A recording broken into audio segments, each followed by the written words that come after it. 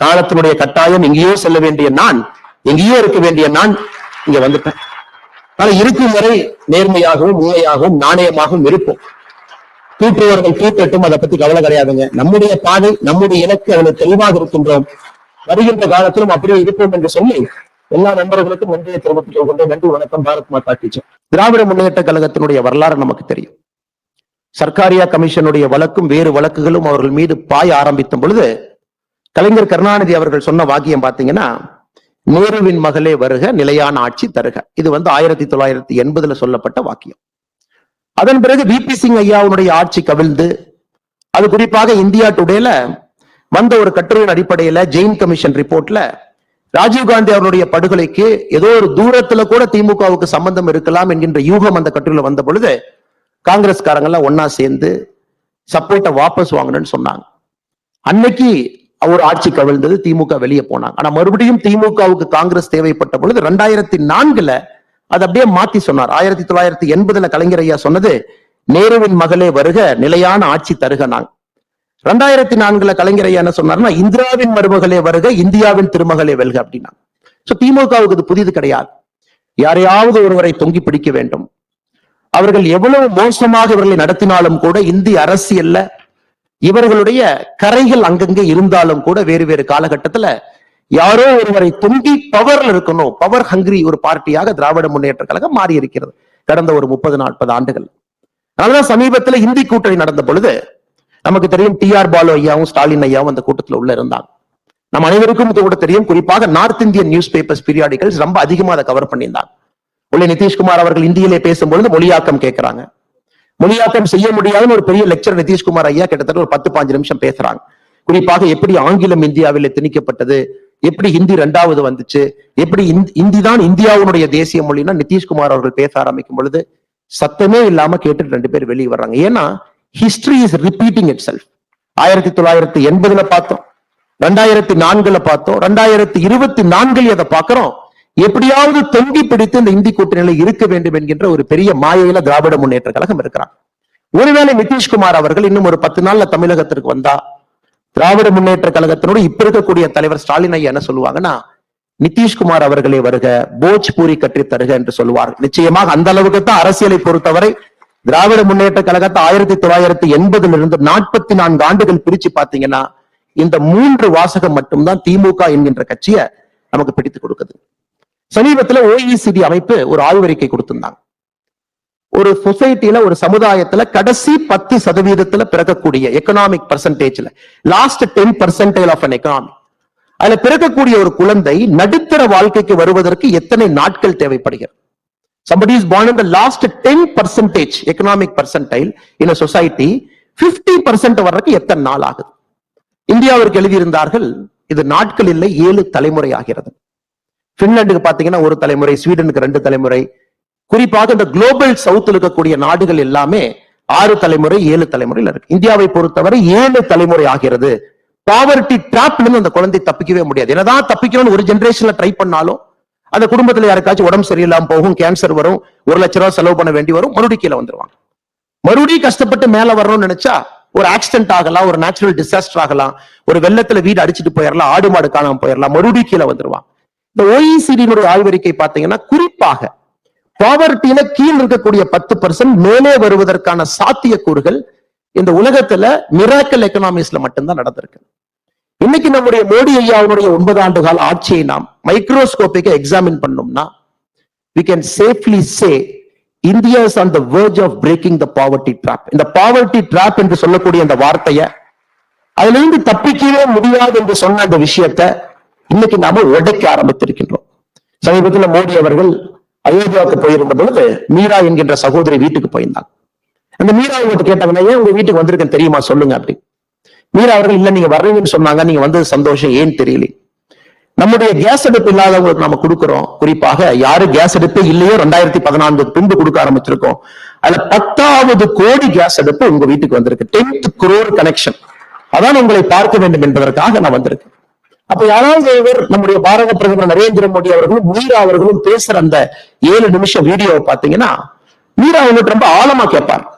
உங்க வீட்டுல என்ன திட்டம் எல்லாம் வந்திருக்கு, நீங்க என்ன படிச்சிருக்கீங்க, நீங்க என்ன வேலை பாக்குறீங்க, நான் பூ சுத்துற வேலை பாக்குறேங்க ஐயா, நான் பூ விக்கிறேங்க ஐயா, என்னென்ன ஸ்கீம் எல்லாம் வந்திருக்கு நீங்க பாத்தீங்கன்னா கிட்டத்தட்ட 7 ஸ்கீம் மீராவுடைய வீட்டுக்கு எட்டி பாட்டிருக்கும்.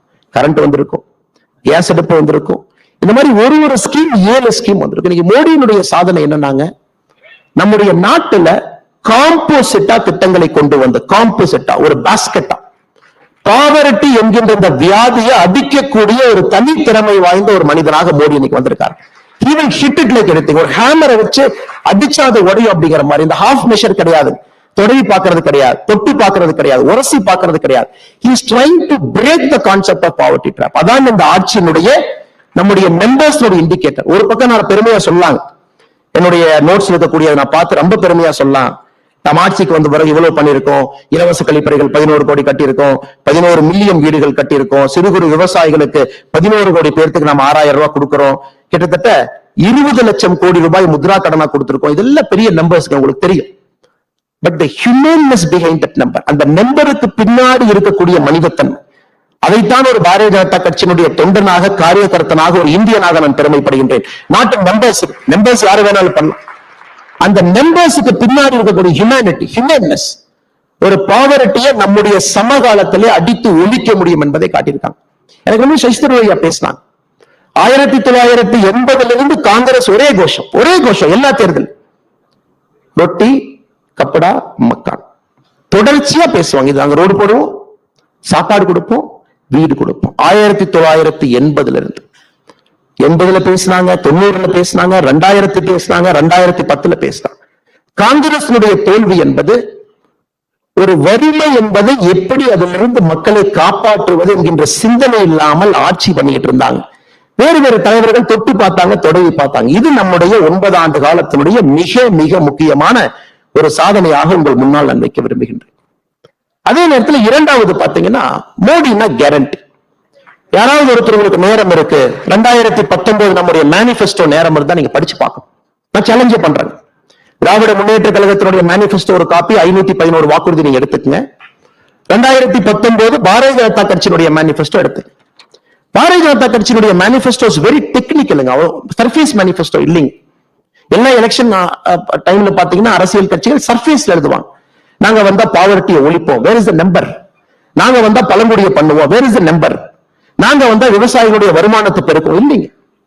நம்ம மேனிபெஸ்டோ மட்டும்தான் இந்தியன் ஹிஸ்டரியில நீங்க எந்த மேனிபெஸ்டோ எடுத்து பார்த்தாலும் it is an indicator with a number and target. அதனால யாருக்கெல்லாம் நேரம் இருக்கோ நம்முடைய மேனிபெஸ்டோ நீங்கள் எடுத்து படிக்க வேண்டும் என்று நான் அறிவுறுத்துகின்றேன். அதுல பாத்தீங்கன்னா ரொம்ப ஸ்பெசிபிக்கா சொல்லியிருப்போம். இதுவரை மீனவர்கள் நலனுக்கு அக்கறையை காட்டல, நம்ம காட்டுவோம். நம்ம ஆட்சிக்கு வந்தவுடன் மத்ஸ்ய சம்பத்த யோஜனா 10,000 கோடி ரூபாய் நேரடியாக ஒதுக்கீடு செய்யும். ஆட்சிக்கு வந்த பிறகு மீன்வளத்துறைக்கு புதிதாக ஒரு அமைச்சகத்தை உருவாக்கி செஞ்சிருக்கும். அதே போல சும்மா சொல்லிங்க, ஒரு வீட்டுக்கும் 2024 டிசம்பர் 31 முடிவதற்குள்ள ஜல்ஜீவன் திட்டத்துல லாஸ்ட் ஹவுஸுக்கு பைப்ல தண்ணி கொண்டு போய் கொடுப்போம். நம்ம ஆட்சிக்கு வரும்பொழுது 2014 2019 அறிவிச்ச திட்டம் 2019 ஆட்சியில் நம்ம அறிவிக்கிறோம். நம்ம அறிவிக்கும் போது வெறும் 17% வீடுகளுக்கு இந்தியால பைப்ல தண்ணி வந்துச்சு. இன்னைக்கு we have reached 73%. We are on track to hit the target. 73% நம்ம கொண்டு வந்திருக்கோம். எல்லாமே இண்டிகேட்டர்ஸ், நம்பர்ஸ், பெர்ஃபார்மன்ஸ். பழங்குடியினருக்கு அரசியல் அங்கீகாரம் மற்றும் பொருளாதார மேம்பாடு. இந்தியாவுடைய முதல் பழங்குடி இனத்திலிருந்து ஜனாதிபதி அம்மா திரௌபதி முர்மு அவங்க வந்திருக்கிறாங்க. அரசியல் அங்கீகாரம், the number 1 citizen of our country. அதன் பிறகு 24,000 கோடி ரூபாய் தனியா ஒரு செப்பரேட் ஹெட்ல முதலாக ஒதுக்கீட்டில் இருந்து ஜன்ஜாத்தியா திவஸ் என்று சொல்லக்கூடிய பிர்சா முண்டா அவருடைய நாளை அவர்களுக்கான ஒரு சிறப்பு நாளாக கொடுப்பதிலிருந்து சத்தீஸ்கரிலே பாரதிய ஜனதா கட்சியினுடைய முதலமைச்சரை பழங்குடி இனத்திலிருந்து தேர்வு செய்ததிலிருந்து அரசியல் அதிகாரம் மட்டுமல்லங்க, we have proven political power, economic power இரண்டும் சேர்ந்து செல்ல வேண்டும். பாரதிய ஜனதா கட்சி அதை கொடுக்கும் என்று பாராளுமன்றத்திலும் சட்டமன்றத்திலும் பெண்களுக்கு 33% ஒதுக்கீடு மேஜர் மேனிபெஸ்டோ ப்ராமிஸ் செய்திருக்கின்றோம். 10,000 புதிய விவசாயிகள் உற்பத்தி நிறுவனங்கள் உருவாக்குவோம். 2023 ஜூலை மாசத்துல 10,001வது FPO நம்ம முடிச்சு காட்டிட்டோம். ஓபன் டிஃபிகேஷன் ஃப்ரீ ஸ்டேட்டஸ் பெற்றிருக்கின்றோம். இஸ்லாமிய பெண்கள் பாதுகாப்புக்கு ட்ரிபிள் தலாக், பெட்ரோல்ல 10% எத்தனால் கலப்பு இன்னைக்கு 17% ரீச் ஆயிருக்கிறோங்க. சிறு குறு விவசாயிகளுக்கு பென்ஷன் திட்டம் செப்டம்பர் 2010 கொண்டு வந்திருக்கும். நீர் மேலாண்மைக்கு தனி அமைச்சகம், ஆர்டிகல் 320 அயோத்தியா ராமர் கோவில். நம்முடைய மேனிபெஸ்டோ நீங்க எடுத்து ஒரு லைனா நீங்க டிக் போட்டுட்டு வந்தீங்கன்னா, we have achieved everything we have promised to the Indian people. நாட்டு மக்களுக்கு இது இந்தியால முதலுங்க, the first time in our country. நாட்டு மக்களுக்கு முதலாக ஒரு ஆட்சி தான் சொல்லியதை 5 ஆண்டுகளிலே செய்து காட்ட முடியும் என்று காட்டியிருக்கிறோம். நம்ம எக்ஸ்கியூஸ் கொடுக்கலீங்க. ஐயோ பியூரோக்ரசி இப்படி, நாங்க என்ன பண்றது, சொல்றதை கேட்க மாட்டாங்க. ஐயோ நம்ம பணத்தை டெல்லியில இருந்து 100 ரூபாய் அனுப்பிச்சா 15 ரூபாய் தாங்க வருது, 85 ரூபாய் சாப்பிடுறாங்க, நாங்க என்ன பண்றது சொல்லலீங்க. ஐயோ இந்த நாட்டுல கரப்ஷன் அதிகம், நம்மளால செய்ய முடியல சொல்லலீங்க. பொலிட்டிக்கல் இன்ஸ்டபிலிட்டி இருக்கு, 5 வருஷத்துல கிட்டத்தட்ட எல்லா மாநிலங்களும் எலெக்ஷன் சைக்கிள்ல மாட்டி வெளியே வருது, நம்ம சொல்லலீங்க. ஒரு எலெக்ஷன் சைக்கிள் கிட்டத்தட்ட 6 மாத காலம் அரசு இயந்திரங்கள் ஸ்தம்பிச்சு நிக்கிறாங்க. அதனால நம்முடைய டெவலப்மெண்ட் பின்னாடி போகுது. எந்த காரணமும் எந்த எக்ஸ்கியூஸும் கொடுக்காம ஒரு ப்ரூவன் கவர்மெண்ட், ஒரு ப்ரூவன் பெர்ஃபார்மர் செய்து காட்டியிருக்கின்றோம். மனது வைத்தால் நம்முடைய நாட்டிலே நம்மால் செய்ய முடியும் என்று இன்னைக்கு ஐயா சொன்னாங்க. அதுல 2 ஆண்டு முக்கியமா கொரோனா காலம். சசிதரூர் ஐயா பேசின ஒரு விஷயத்தை குருமூர்த்தி ஐயா தொட்டாங்க. இது தமிழ்நாட்டில் பல ஆண்டு காலமாக இருக்கக்கூடிய ஒரு பெரிய பிரச்சனை. குறிப்பாக நீங்க பாத்தீங்கன்னா வடக்கெல்லாம் வாழ்ந்துகிட்டு இருக்கு, தெற்கெல்லாம் தேஞ்சுக்கிட்டு இருக்கு. இது திரும்ப பாத்தீங்கன்னா பினான்ஸ் கமிஷனுக்கு போயிருவாங்க, நிதி பங்கீட பாருங்க அப்படி. சசிதரூர் அவர்கள் ஒரு பெரிய அறிவாளி, நிச்சயமாக அவர்களுக்கு தெரியாத ஒண்ணு இல்லைங்க. இன்னைக்கு இருக்கக்கூடிய formula modified version of Gadgil formula அப்படிங்கிறது 1969 இந்திரா காந்தி அம்மையார் கொண்டு வந்தது. இந்திரா காந்தி அம்மையார் 1969 காங்கிரஸ் ஆட்சியிலே கொண்டு வந்த பொழுது north south different states devolution of resources பாப்புலேஷனுக்கு 50% இந்திரா காந்தி அம்மையார் வெயிட்டேஜ் கொடுத்திருந்தாங்க. அது 100 ரூபாய் நம்ம அனுப்புறோம், 100% 50% வாஸ் பாப்புலேஷன். 1990 திரும்ப காங்கிரஸ் எல்லாம் இருக்கும் பொழுது இட் வாஸ் ஸ்டில் 35%. நம்முடைய ஆட்சியில நாம கொண்டு வந்த பினான்ஸ் கமிஷன்ல, குறிப்பாக 15வது பினான்ஸ் கமிஷன் முழுமையாக நம்மோடு இருந்துச்சு, 14வது பினான்ஸ் கமிஷன் ரிப்போர்ட் கொடுத்திருந்தாங்க. முழுமையா பாத்தீங்கன்னா 14வது பினான்ஸ் கமிஷன்ல 1971 மக்கள் தொகைக்கு 17.5%, 2011 மக்கள் தொகைக்கு 10%, அப்படின்னா 27.5% weightage was given to population. Bharatiya Janata கட்சி ஆட்சிக்கு வந்த பிறகு ஐயா குருமூர்த்தி அவர்கள் சொன்னது போல கன்சென்சஸ் எல்லா மாநிலத்தினுடைய அனுமதியை பெற்று எங்க 50-60% ஆரம்பிச்சதவங்க we have brought it down to 15%. இன்னைக்கு 15% மட்டும்தான் பாப்புலேஷனுடைய weightage. Remaining for 45% is the distance between the haves and have-nots. அத எல்லாரும் ஏத்துக்கணுங்க. பணம் இருப்பவனுக்கும் பணம் இல்லாதவனுக்கும் இருக்கக்கூடிய குறியீடு 45% வெயிட்டேஜ் கொடுத்திருக்கிறான். 15% குட் பெர்ஃபார்மன்ஸ். பிஸ்கல் மேனேஜ்மெண்ட் நல்லா பண்றீங்களா, நீங்க மத்திய அரசுடைய ப்ராஜெக்ட வேகமா முடிக்கிறீங்களா, நீங்க வெளிநாட்டிலிருந்து வரக்கூடிய இன்வெஸ்டர் ப்ராஜெக்ட் ஆன் டைம் பண்றீங்களா, அதுக்கு 15%. 10% இக்காலஜி, கிரீன் கவரை மெயின்டைன் பண்றீங்களா, தேவையில்லாம பொல்யூட் பண்ணலையா, கிரீன் எனர்ஜிக்கு போறீங்களா, 15% ஜியோகிராபிக்கல் ஏரியா. இது எங்கே ஆரம்பித்தது? காங்கிரஸ் 60-50%இலிருந்து 15% பாப்புலேஷன் வெயிட்டேஜ் இன்னைக்கு வந்திருக்கு. அதை இன்னொரு விஷயமா பிடித்துக் கொண்டு அதை தொடர்ச்சியாக எந்தவித நாலேஜும் இல்லாம திராவிட முன்னேற்ற கழகத்தினுடைய அரசியல்வாதிகள் இது பேசுவது வியப்பு மட்டுமல்ல, இது நகைச்சுவை. இன்னைக்கு உங்களுக்கு தெரியுங்க, 16th பினான்ஸ் கமிஷன் நம்ம அனௌன்ஸ் பண்ணிருக்கோம். அனௌன்ஸ் பண்ணி 15 நாள் ஆகுது. 31/12/2023 நம்முடைய 16th பினான்ஸ் கமிஷன் அனௌன்ஸ் பண்ணிருக்கோம். 16th பினான்ஸ் கமிஷன் புது வெயிட்டேஜ் கொடுக்க போறாங்க. உங்களுக்கு தெரியும், பாப்புலேஷன் வெயிட்டேஜ் 60 15 வந்துருச்சு. குட் பெர்ஃபார்மன்ஸ் 0 15 போயிருச்சு.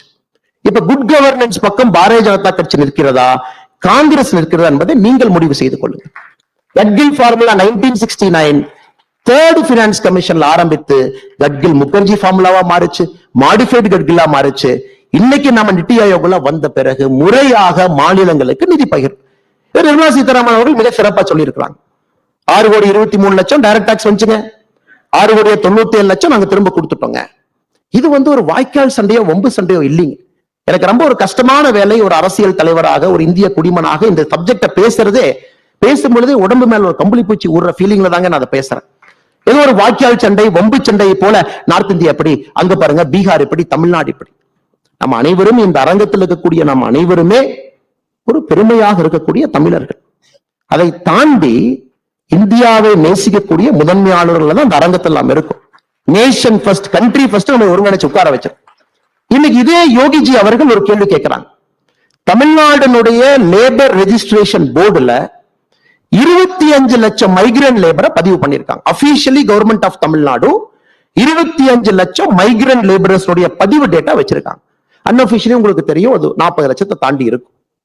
இன்னைக்கு யோகி அவர்கள் முதலமைச்சருக்கு போன் போட்டு, அண்ணா என்னுடைய நார்த் இந்தியன் லேபரர் தமிழ்நாட்டுக்கு வந்து வேலை செய்யறான், உங்க ஊர்ல வேலை செய்யறான், அல்லது அண்ணாமலை ஊர்ல வேலை செய்யறான், அல்லது குருமூர்த்தி அவங்க ஊர்ல வேலை செய்யறான், அல்லது தமிழ்மணி ஐயா ஊர்ல வேலை செய்யறான், அல்லது ராதாகிருஷ்ணன் ஐயா ஊர்ல வேலை செய்யறான், நல்லி குப்சாமி செட்டியா ஊர்ல வேலை செய்யறான். அந்த மனிதனை உருவாக்குவதற்கு யூபி எவ்வளவு செலவு பண்ணிருக்கோம். அதனால ஒரு யூபிக்காரர் தமிழ்நாட்டுல வேலை செய்யறாங்க, எம்ப்ளாய்மெண்ட் போர்டு ரெஜிஸ்டர்ல இருக்கு, எனக்கு ஒரு 10,000 ரூபாய் அனுப்பிச்சுட்றீங்களேன்னு கேட்டா இது என்ன ஆகும் இந்த நாடு? மைக்ரோஸ்கோபிக்கா if you keep going examining this argument, இல்ல நான் லேபர் கொடுக்கறேன் உங்களுக்கு, காஸ்ட் ஆர்பிட்ரேஜ் தமிழ்நாட்டுக்கு வருது, you get a cheap labor north இந்தியால இருந்து directly you get a cost arbitrage. Indian software company முதல்ல இருந்த மாதிரி 1990 2000. இப்ப யோகி அவர்கள் நிதிஷ்குமார் அவர்கள் அந்த ஆர்குமெண்ட் நம்ம முன்னாடி வச்சா, நாளைக்கு காலையில எங்களுக்கு எந்த நார்த் இந்தியன் லேபரும் வேண்டாம், தயவு செஞ்சு நீங்க போங்கப்பா, எங்க வேலையை பார்த்துக்கிறோம் நம்மால் சொல்ல முடியுமா? அதனால்தான் திராவிட முன்னேற்ற கழகம் தன்னுடைய அரசியல் வாழ்விலே முதல் முறையாக ஹிந்தியில பத்திரிகை அறிப்பு கொடுத்தாங்க. ஹிந்தியில பிரஸ் ரிலீஸ் கொடுத்தாங்க. மைக்ரண்ட் லேபரர் கிரைசிஸ் வரும்போது ஹிந்தியில பிரஸ் ரிலீஸ் கொடுத்தாங்க. யாரும் போயிடாதீங்க, எல்லாம் இங்க இருங்க. ஒரு நாட்டை அப்படி நடத்த முடியாது sir. we cannot run a country like that. அதே ஆர்குமெண்ட்ல கொங்கு பகுதியில் இருக்கக்கூடிய 8 மாவட்டங்கள் தமிழகத்தினுடைய 54% டைரக்ட் இன்கம் கான்ட்ரிபியூட் பண்றாங்க. இப்ப கொங்கு பகுதியில் இருக்கக்கூடிய கோயம்புத்தூரோ, திருப்பூரோ, பொள்ளாச்சியோ, நாமக்கல்லோ, ஈரோடோ, சேலமோ அவங்க வந்து சரி நம்ம கணக்கு போடலாம், கணக்கு பிள்ளை மாதிரி கணக்கு போடலாம். கோயம்புத்தூர்ல மொத்த இன்கம் எவ்வளவு, மொத்த எக்ஸ்பெண்டிச்சர் எவ்வளவு ரோடு போட்டேன்னா மிச்ச பார்ட் என்னங்க ஆகும்? இன்னைக்கு தமிழகத்திலே திருவாரூர் கலைஞர் கருணாநிதி அவர்கள் பிறந்த திருவாரூருடைய கிராஸ் எக்கனாமிக் அவுட்புட் தமிழகத்துல 1.5%, 1.5% தமிழகத்தினுடைய gross economic output Thiruvarur. Chennai, Chengalpattu, Coimbatore, Kanchipuram 4 மாவட்டங்கள் 34 விழுக்காடு. அப்படி இந்த 4 மாவட்டங்களும் நாங்க கிராஸ் எக்கனாமிக் அவுட்புட் 34% கொடுக்கிறோம், எங்களுக்கு 34% ஆஃப் ரெவென்யூ நீ கொடுப்பேன்னா தமிழ்நாடா இருக்குமா? ஆனால் இது எல்லாமே ஒரு சிந்தனை இல்லாதவர்கள், குறுகிய மனப்பக்குவத்தோடு அரசியல் செய்ய நினைப்பவங்களுக்கு பதிலடி கொடுக்கும் பொழுது எங்கேயோ கம்பளி பூச்சி எனக்கு விடுற மாதிரி இருக்கும். I feel very bad to give that argument. இன்னைக்கு பாருங்க, தமிழ்நாட்டில் நம்ம இன்வெஸ்டர் சமிட் நடத்தி இருக்கோம். நமக்கு பணம் வேண்டும், மிக முக்கியம், பணம் வேண்டும். நமக்கு 6,64,000 கோடி நமக்கு வந்திருக்கு. நமக்கு முடிந்து 3 நாள்ல குஜராத் இன்வெஸ்டர் சமிட் நடத்தியிருக்காங்க, 26 லட்சம் கோடி. 2023 பிப்ரவரியில யூபி இன்வெஸ்டர் சமிட் 33 லட்சம் கோடி. 2022 கர்நாடகா இன்வெஸ்டர் சமிட் 10 லட்சம் கோடி. இன்னைக்கு யூபியிலேயே மோசமான, பின்தங்கிய, பேக்வர்ட், எல்லா இண்டிகேட்டர்லயும் இந்தியாவிலேயே மோசமா இருக்கக்கூடிய பூர்வஞ்சல் புண்டில்கண்ட் அவங்க அட்ராக்ட் பண்ண இன்வெஸ்ட்மெண்ட் மட்டுமே 9,74,000 crore. More than what Tamil Nadu attract. Stalin அவர்களும் திராவிட முன்னேற்ற கழகத்தினுடைய அமைச்சர்கள் புரிந்து கொள்ள வேண்டும். மணி will always see the future, money will never see the past. வரக்கூடிய பணம் என்பது ஃபியூச்சர் பொட்டன்ஷியலை பார்க்கும். அடுத்த 20 ஆண்டுகள் எங்க, ஸ்டெபிலிட்டி ஆஃப் பொலிட்டிக்கல் எக்கனாமி என்ன, பாலிடிக்ஸ் எப்படி இருக்கு, கரப்ஷன் எப்படி இருக்கு, கோயிங் ரேட் எப்படி இருக்கு, பவர் சென்டர்ங்கிறது 2 பேர் கையில் இருக்கா, டெமோக்ராட்டிக்கா இருக்கா? நான் ஒரு ஆடிட்டர் மட்டும் பார்க்கணுமா, இல்ல அண்ணா நகர் ஒருத்தரை பார்க்கணுமா, இல்ல நைட்டு போய் மருமகனை பார்க்கணுமா? Yes, money will see the future, money will never see the past. அதனால சத்தமே இல்லாம புண்டில் கண்டுங்க பான்பராக் வாயை எவ்வளவு திட்டுறாங்க. 9,74,000 crore சாதாரணமா ட்ராக் பண்றாங்க. உத்தரப்பிரதேசம் 75 மாவட்டங்களுக்கு இன்வெஸ்ட்மெண்ட் வந்துச்சு. எவ்ரி சிங்கிள் டிஸ்ட்ரிக்ட் அட்ராக்டட் பண்ணி.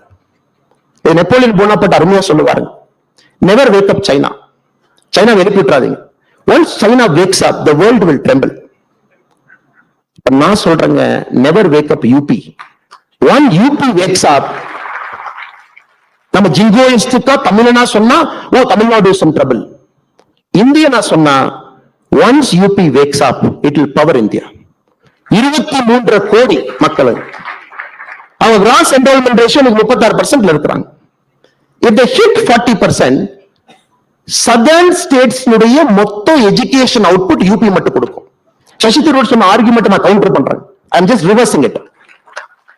When UP's gross enrollment ratio hits 40% in a matter of 3.5 years, உங்களுக்கு ஒரு லேபர் நமக்கு தமிழ்நாட்டு கிடைக்க மாட்டாங்க. Tamil Nadu is in serious trouble 2028 2029. காரணம் மேனுஃபேக்சரிங் இண்டஸ்ட்ரி யூபியை நோக்கி போச்சுனாங்க.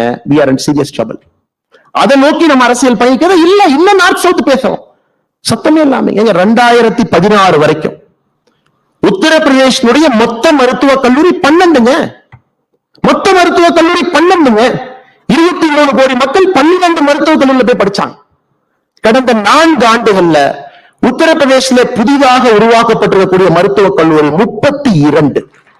எங்க என்ன ஸ்கேல்ல திங்க் பண்றாங்க பாருங்க, என்ன அம்பிஷன்ல போறாங்க பாருங்க. 6 lane 8 lane fighter jet account பேசிட்டு இருக்காங்க. 9 ஃபங்க்ஷனிங் ஏர்போர்ட்ஸ் வச்சிருக்காங்க. அதனால ஒரு பெருமை மிகுந்த தமிழனாக, பெருமை மிகுந்த இந்தியனாக நம்முடைய பொலிட்டிக்கல் நெரேட்டிவ் ஷிஃப்ட் ஆகி வேற பக்கம் போகணுங்க. டெவலப்மெண்ட் பத்தி பேசணும். தமிழ்நாட்டுக்கு இருக்கக்கூடிய ரீஜனல் டிஸ்பாரிட்டியை பத்தி பேசணும்.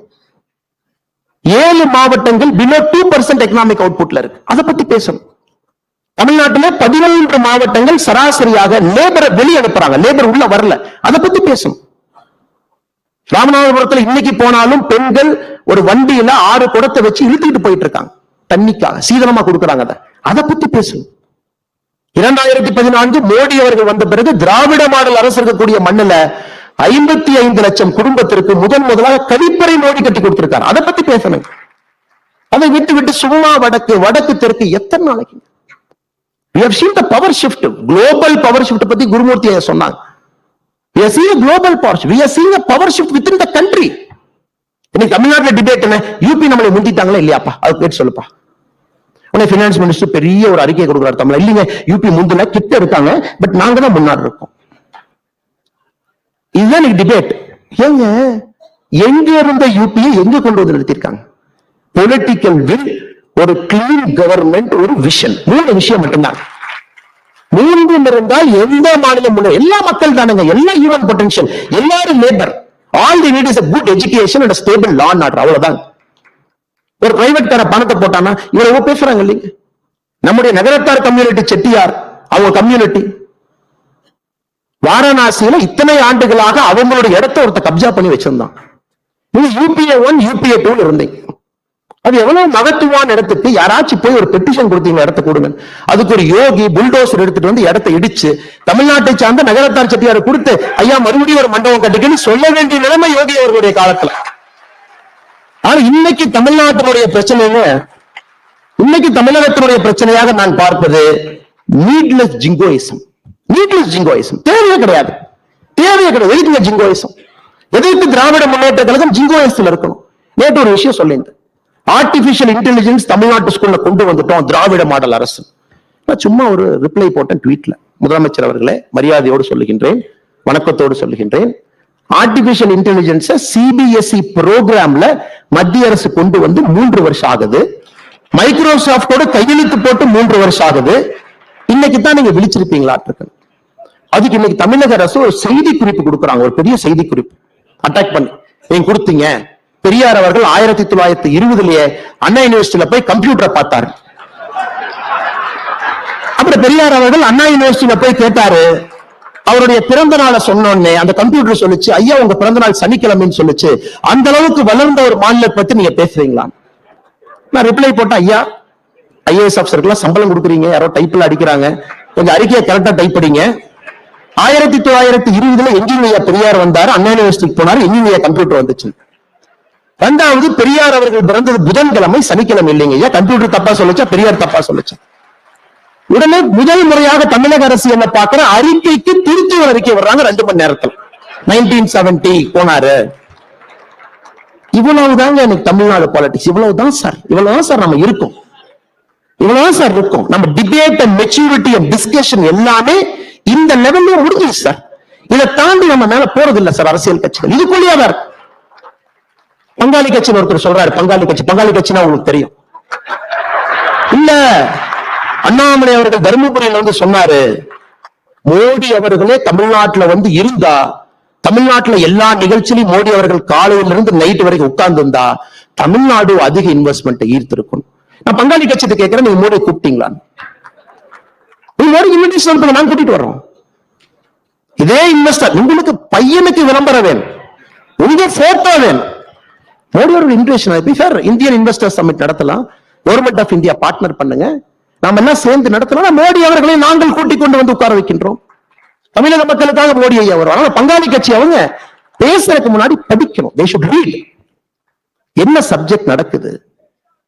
இந்த PhD பசங்க பேசுற கிளாஸ்ல 4ஆம் கிளாஸ் பையன் உள்ள வந்து ஓடி விளையாடக்கூடாது. என்ன நடக்குது? தமிழ்நாட்டுடைய அரசியல் எங்க போயிட்டு எக்கனாமிக்கா டெவலப்மெண்ட் ஓரியன்டா கிராத் பாலிடிக்ஸ்ல போயிட்டு இருக்கக்கூடிய நாட்டுல இன்னும் நான் அப்படி இருந்தேன், எங்க அப்பாவுக்கு மீச பெருசு, எங்க மாமாவுக்கு முகமெல்லாம் இப்படி, நாங்கெல்லாம் அப்படித்தான் 3 வீடு வச்சிருந்தோம், 10 வீடு வச்சிருந்தோம், நாங்கெல்லாம் பெரிய ஆட்கள், அவ்வளவு பெரிய மிராசுதாரன் நாங்க.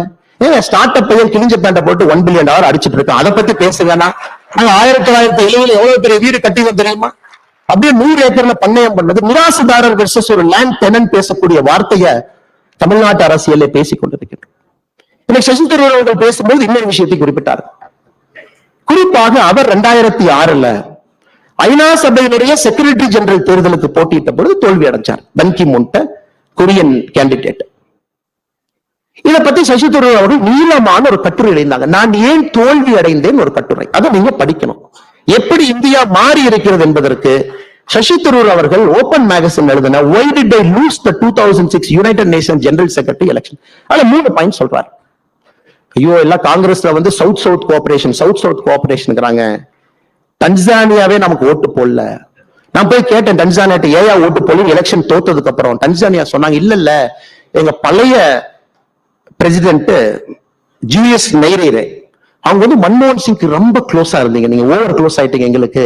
அதான் புதிய பிரசிடென்ட் வந்தோடனே பார்த்தாரு, உங்களுக்கு டிப்ளமசியே தெரியல, எப்படி நீங்க ஒரு கட்சி ஸ்டாண்ட் எடுக்கலாம், அதான் வச்சு செய்யணும், நாங்க ஓட்டு போடல. இது டன்சானியா. அடுத்தது கட்டார் எமீரை போய் பாக்குறாரு இன்னொரு மீட்டிங்ல. சசி தரூர் கேட்கறாங்க ஏன் சார் எனக்கு ஓட்டு போடல? எமீர் ஆஃப் கட்டார் சொல்றாரு, என்னைய வந்து ஓட்டு போடுங்கன்னு யாருமே கேட்கலீங்க உங்க அம்பாசிடர், ஆனா கொரியன் அம்பாசிடர் வந்து கேட்டார், அவருக்கு ஓட்டு போட்டோம். 2006 George Bush comes to India, has a working lunch with மன்மோகன் சிங். எலெக்ஷன் நடக்கிற வருஷம் மன்மோகன் சிங் அவர்கள் மினிட்ஸ் ஆஃப் த மீட்டிங்ல சசி தரூருக்கு ஓட்டு போடுங்கன்னு அமெரிக்கா சப்போர்ட்டே கேட்கல. சோ கான்டலிசா ரைஸ் இருந்தாங்க, அவர்கள் அப்ப சப்போர்ட் பண்ணது கொரியன் கேண்டிடேட். பாருங்க, இது இப்ப மோடி அவர்களுடைய இந்தியாவில் நடக்கும் நீங்க நினைக்கிறீங்களா? அதனால சசி தரூர் அவர்கள் கண்டிப்பாக ஐநா சபையினுடைய செக்ரட்டரி ஜெனரலாக இருப்பதற்கு முழு தகுதி பெற்றிருக்காரு, எந்த மாற்று கருத்து இல்லை. ஆனால் இப்ப இருந்தா நம்ம ஆக்கியிருப்போங்க. 2016 இருந்தா மோடி ஆக்கியிருப்பார், 2026 மோடி ஆக்குவார். ஆனால் நீங்க அந்த ஆர்டிக்கலை படிச்சாவே தெரியும் எப்படி ஃபாரின் பாலிசி இருந்துச்சு, இப்ப எப்படி இருக்கு.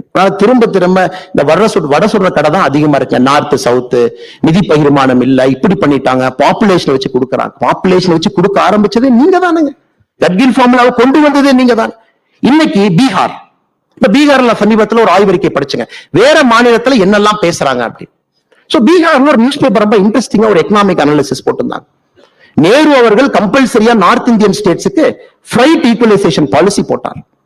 குறிப்பாக நம்மை போன்ற மாநிலங்கள், நம்ம சொன்ன அண்ணே ஊரெல்லாம் ஜார்க்கண்ட்ல இருக்கு, பீகார்ல இருக்கு, நாங்க ட்ரெயின்ல வந்து அயனூர்ல பீகார்ல இருந்து ஜார்க்கண்ட்ல இருந்து எடுத்துட்டு வந்தா தமிழ்நாட்டுக்கு ரொம்ப தூரம் இருக்கு. பக்கத்து மாநிலத்துல எல்லாம் தொழிற்சாலைகள் போய் எங்க ஆளுங்க போட்டுருவாங்க. அப்ப எங்க ஊர்ல ஒருத்தர் தொழிற்சாலை போடுறாருன்னா அவருக்கு அந்த இன்சென்டிவ் இருக்கணும். அயனூர் பீகார்ல இருந்து வர்றதுக்கு இன்சென்டிவ் கொடுக்கணும். நேரு என்ன சொன்னாங்க, ஓகே ஒத்துக்கிறோம், அயனூரும் கோலூரும் ஜாஸ்தி இந்த பெல்ட்ல இருக்கு, இருந்தும் தமிழ்நாடு கர்நாடகா கேரளா இண்டஸ்ட்ரி போட்டாங்கன்னா அவங்களுக்கு இன்சென்டிவைஸ் வர்றதுக்கு ஃப்ரைட் ஈக்குவலைசேஷன் பாலிசி, அதாவது 1 டன் ஓரை நீங்க பீகார்ல ஏத்தி அதை வெஸ்ட் பெங்காலுக்கு கொண்டு போனாலும் ஒரே ரேட், தமிழ்நாடு கொண்டு வந்தாலும் ஒரே ரேட்னு ஃப்ரைட் ஈக்குவலைசேஷன் பாலிசி கொண்டு வந்தாங்க. நம்ம இண்டஸ்ட்ரி ப்ராஸ்பர் ஆகும். இன்னைக்கு பீகார்காரன் கால்குலேட் பண்றான், அன்னைக்கு டிஸ்டன்ஸ் வச்சு நீங்க ஃப்ரைட் ஈக்குவலைசேஷன் இல்லாம டிஸ்டன்ஸ் வச்சு கணக்கு போட்டிருந்தா எனக்கு சதர்ன் ஸ்டேட்ஸ் 1,21,000 கோடி ரூபாய் கொடுக்கணுங்க. அரசியலுங்கிறது நாம அப்படியே நம்ம ஊர்ல என்ன பேசுறாங்க அப்படிங்கறத தாண்டிங்க வேற மாநிலத்துல இதே விஷயத்தை எப்படி பாக்குறாங்க நம்ம படிக்க ஆரம்பிச்சோம்னா, திராவிட முன்னேற்ற கழகம் எப்படிப்பட்ட ஒரு இன்டெலெக்சுவல் கெப்பாசிட்டி இல்லாம, திங்கிங் இல்லாம, ஃபார்வர்ட் லுக்கிங் இல்லாத 4 கால்கள், ஜாதி ஒரு கால் நாற்காலியில, குடும்பம் ஒரு கால், அடாவடித்தனம் ஒரு கால், எல்லாவற்றையும் தாண்டி இன்எஃபிஷியன்சி ஒரு கால். 4 கால்களை வச்சு ஒரு ஆட்சி இந்தியாவில் 1967 இருக்க முடியும் காட்டிட்டு இருக்காங்க. 2024 தேர்தல் முக்கியமான தேர்தல். கடைசியில் வரும்போது 2024 100% இம்பார்ட்டன்ட் தேர்தல். பட் என்னை பொறுத்தவரை ஒரு பாரதிய ஜனதா கட்சியினுடைய தொண்டனாக, it gives a political shift in Tamil Nadu. தமிழ்நாட்டினுடைய அரசியலை வேறு பக்கம் திரும்பக்கூடிய தேர்தலா இருக்கு. எப்படி பாவர்ட்டி டிராப்பை பத்தி பேசணும், இந்த 2024 என்று தமிழ்நாட்டை இன்னொரு பக்கம் இருக்கும். ஃபர்ஸ்ட் டைம் ஒரு பெரிய கப்பலை திருப்பி கொண்டு போறோம். அப்கோர்ஸ் ரிசல்ட்ஸ் வரும், பட் சில டைம் நம்ம பொறுமையாக இருக்க வேண்டி இருக்கு. Because it's a very tactical, it's a very strategic shift. இதை பண்ணினா மட்டும்தாங்க நம்முடைய தமிழகம் தப்பிக்கும், காம்படிட்டிவா இருக்கும். நம்ம எல்லாரும் போட்டி போட்டு இந்தியாவிலே வளரலாம். ஃபர்ஸ்ட் 1 trillion யூபியா, ஃபர்ஸ்ட் 1 trillion தமிழ்நாடு. நம்மளும் தமிழ்நாட்டை சப்போர்ட் பண்ணுவோம், நம்ம மாநிலத்தை சப்போர்ட் பண்ணுவோம், உழைப்போம். அதுக்கு இன்னொரு மாநிலத்தை பிரித்தல வேண்டாம். But we will have a very genuine democratic fight. அது நடக்க வேண்டும் என்றால் the language and the grammar of politics in Tamil Nadu has to change. அது 2024 தேர்தல் தமிழக அரசியல்வாதி உணர்த்தும். language and grammar of Tamil Nadu politics have to change என்பதை உணர்த்துங்க. அது தாண்டிங்கய்யா, சற்று நேரத்துக்கு முன்பு டிஎம்கே ஃபைல்ஸ் பார்ட் 3 வெளியிட்டிருக்கும். பொங்கல் இந்த பார்ட் 3 பாத்தீங்கன்னா கொஞ்சம் நீளமா இருக்கு. பார்ட் 3 வந்து பார்ட் 1 வெளிப்படையான சொத்து, பார்ட் 2 பினாமி சொத்து. பார்ட் 3 ஒரு டிஎம்கேங்கிற கட்சி எப்படி அப்படிங்கறத காட்ட ஒரு சின்ன முயற்சி எடுத்திருக்கும். இன்னைக்கு நம்ம ரிலீஸ் பண்ணிருக்கிற டேப், 4 மணிக்கு நம்ம ரிலீஸ் பண்ணிருக்கக்கூடிய டேப் பாத்தீங்கன்னா 2G கேஸ் நடந்த பொழுது 2010-11 காலகட்டத்தில் எப்படி தமிழகத்தினுடைய அரசியல்வாதிகள் சிபிஐடியை கூப்பிட்டு சொல்றாங்க, இன்னைக்கு கைது வராத நாளைக்கு வாங்க. தமிழ்நாட்டினுடைய நம்பர் 1 லீடர் சொல்றாங்க நாளைக்கு வேண்டாம், நாளானைக்கு மீனவர்கள் எல்லாம் போராட்டம் பண்றாங்க இலங்கைக்கு எதிர்த்து, நாளானைக்கு ரைடு பண்ண அந்த நியூஸ் 2 கலந்து மீனவர்கள் நியூஸ் ஆக்கி விட்டுறலாம், அப்ப ரைடு வர சொல்லு.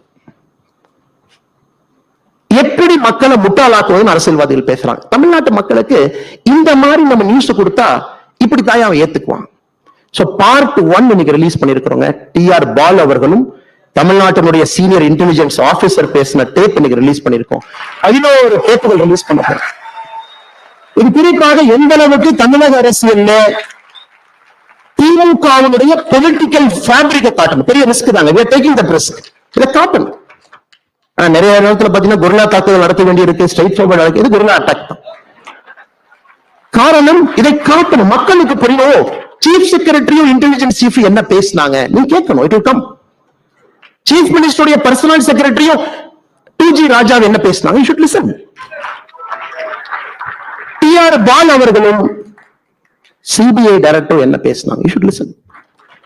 ஆனால் எங்களை பொறுத்தவரை டிஎம்கே பார்ட் 3 என்பது தமிழக அரசியலை பூரணமாக மாற்றக்கூடிய முழு சக்தி இருக்கிறது என்று நான் நம்புகின்றோம். நாங்கள் அதில் தெளிவாக இருக்கின்றோம். தமிழக அரசியலை சுத்தப்படுத்தும் வரை பாரதிய ஜனதா கட்சி இங்கே ஓயாது. கடினமான பாதை, நீண்ட பாதை, நாங்கள் தயாராக இருக்கின்றோம். பிரச்சனை எதிர்கொள்வதற்கு தயாராக இருக்கின்றோம். என்ன வந்தாலும் நிற்போம். ஆனால் இத்தனை நேரமா நம்ம பேசுறது நடக்கணும். நாங்க திராவிட முன்னேற்ற கழகம் என்கின்ற தீய சக்தி ஒழித்து கட்டப்பட வேண்டும். அதிலே தெளிவாக இருக்கின்றோம். எங்களுக்கு மற்றவங்கள சண்டை இல்லைங்க. நாங்க மெக்ராவை ஃபேஸ் பண்ணணும்னு நினைக்கிறோம். நாங்க நெட் ஓவர்க்கெல்லாம் சண்டை போட ரெடியா இல்லை. மெக்ராவை ஃபேஸ் ஃபேஸ் மெக்ரா, நீ பவுன்சர் போட நாங்க பாக்குறோம், நீ ஃபோர்த் ஸ்டம்ப் லைன் போடு, நாங்க கிரிக்கெட் ஆடுறோம். நெட் ஓவர்லாம் எங்களுக்கு வேண்டாங்க. அது உங்களுக்கும் தெரியும். நிச்சயமாக தமிழக அரசியல் மாறும் என்கின்ற முழு நம்பிக்கை இருக்கு. தாமதமாக வந்ததற்காக மன்னிப்பு கேட்டு இவ்வளவு பெரிய மேடையில ஒரு சாதாரண மனிதன், ஒரு விவசாயினுடைய மகன், என் குடும்பத்துல ஓட்டு போட கூட யோசிச்சு போற ஆட்களுங்க. என் குடும்பத்துல எந்த ஒரு தூரத்திலும் கூட அரசியல் என்கின்ற வாசனை இல்லாத குடும்பம். நான் ஓட்டு போற அப்பா அம்மாவும் பைக்ல போவாங்க, டிவிஎஸ் 50ல போவாங்க. போகும்போது சிரிச்சு பேசிட்டு போவாங்க. நான் தோட்டத்துல இருந்து சின்ன பையனா பார்ப்பேன். பக்கத்துல ஊத்துப்பட்டிங்கிற கிராமத்துல அவங்க ஓட்டு போட்டு வரணும். ஓட்டு போட்டு 2 மணி நேரம் கழிச்சு வரும்போது சண்டை போட்டு முகத்தை திருப்பிட்டு 2 பேர் வருவாங்க. நான் எங்க அப்பா அம்மாட்ட கேட்பேன், ஏன் சண்டை போட்டீங்க, போகும்போது நல்லா தானே இருந்தீங்க. எங்க அம்மா சொல்லுவாங்க, இல்லடா உங்க அப்பா இவருக்கு தான் ஓட்டு போடணும், நீ கம்பல் பண்றாரு. எங்க அப்பா சொல்றாரு, எங்க அம்மாக்கு ஒண்ணும் தெரியாது, வீட்டுல இருக்கிற பொம்பளை, எனக்கு தான் எல்லாம் தெரியும், நான் உலகத்தை பார்த்தவன், இவங்களுக்கு ஓட்டு போடுன்னு சொன்னேன். அது மட்டும் தானுங்க என்னுடைய அரசியல். காலத்தினுடைய கட்டாயம், எங்கேயோ செல்ல வேண்டிய நான், எங்கேயோ இருக்க வேண்டிய நான் இங்க வந்துட்டேன். ஆனா இருக்கும் வரை நேர்மையாகவும் உண்மையாகவும் நாணயமாகவும் இருப்போம். தூற்றுவர்கள் தூற்றட்டும், அதை பத்தி கவலை கிடையாதுங்க. நம்முடைய பாதை, நம்முடைய இலக்கு அதில் தெளிவாக இருக்கின்றோம். வருகின்ற காலத்திலும் அப்படியே இருப்போம் என்று சொல்லி எல்லா நண்பர்களுக்கும் நன்றியை தெரிவித்துக் கொண்டு நன்றி, வணக்கம், பாரத் மாதா கி ஜெய். நாங்கள்லாம் இங்க நிக்கிறதுக்கு ஒரு மிக முக்கியமான காரணம் 2008 ஜனவரி மாசம் 14 நம்முடைய பாரத பிரதமர் நரேந்திர மோடி அவர்கள் இருக்கையில் அமர்ந்திருந்த பொழுது, அப்பொழுது குஜராத்தினுடைய முதலமைச்சராக அமர்ந்திருந்த பொழுது, உங்களுக்கு தெரியும், அதற்கு முன்பு நடந்த குஜராத் சட்டப்பேரவை தேர்தலில் மெர்ச்சன்ட் ஆஃப் டெத் என்கின்ற வார்த்தை பயன்படுத்தப்பட்டிருந்தது. அப்ப சோ ஐயா சொன்னாங்க, ஆமாம், ஒரு மெர்ச்சன்ட் ஆஃப் டெத் தான். Merchant of death for nepotism, merchant of death for corruption, merchant of death for bureaucratic inefficiency, merchant of death for darkness and despair. இதை போன்ற ஒரு மிகப்பெரிய ஒரு நெரேட்டிவ இந்தியா மக்கள் எல்லோரும் பார்க்கும் அளவுக்கு 2008 சோ ஐயா சொன்னாங்க. இன்னைக்கு ஒரு வேலை சோ ஐயா இருந்திருந்தால் 2024 அந்த பெரிய மனிதர் மேடையில் இருந்திருந்தா கண்டிப்பா இன்னொரு வார்த்தையை சேர்த்திருப்பார். Yes, he is the merchant of death for dynastic political parties என்கிற வார்த்தையை சேர்த்திருப்பார். இந்த 2024 தேர்தலை தீர்மானிக்கக்கூடியது, இந்திய அரசியல் எந்த பாதையிலே செல்ல வேண்டும் என்பதை தீர்மானிக்கக்கூடிய இந்தி கூட்டணி ஒரு பக்கம், குறிப்பாக எல்லோருடைய மகன் அதுல இருக்கிறாங்க. ராஜீவ்காந்தி ஐயாவுடைய மகன்ல இருந்து ஆரம்பித்து, லல்லு பிரசாத் ஐயாவுடைய மகன்ல இருந்து ஆரம்பித்து, முலாயம் சிங் ஐயாவுடைய மகன்ல இருந்து ஆரம்பித்து, பால் தாக்கரே ஐயாவுடைய மகன்ல இருந்து ஆரம்பித்து, கலைஞர் கருணாநிதி ஐயாவுடைய மகன்ல இருந்து ஆரம்பித்து, அல்லது சில பேருடைய நெருங்கிய உறவினர்கள், எல்லா உறவினர்களும் இந்தி கூட்டணி ஒரு பக்கம் இருக்கிறாங்க.